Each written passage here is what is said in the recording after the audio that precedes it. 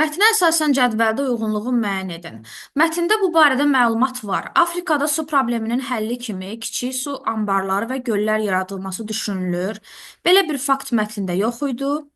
Dünyanın insan yaşayışının az və ya müvəqqəti olduğu əraziləri belə su uğrunda mübarizə meydanına çevrilib. Bunu götürmək olar, çünki mətndə bu hissədə qeyd olunub ki, yaşayışın az və ya müvəqqəti olduğu Arktika və Antarktida artıq gizli mübarizələrə başlayıb.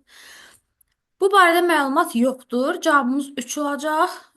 Dördüncü fikrimiz mətndə var. Çünki mətnin girişində qeyd olunur ki, 2025-ci ildə dünya əhalisinin yarıdan çoxu, yəni 66% su problemindən əziyyət çəkəcək. 2025 21-ci əsrdir və 21-ci əsrin birinci yarısıdır. Həmçinin dünya əhalisinin yarıdan çoxu dedikdə 66% elə yarıdan çox deməkdir. Deməli, dördüncü fakt mətndə qeyd olunub. Cavabımız 2 və 3 olacaq.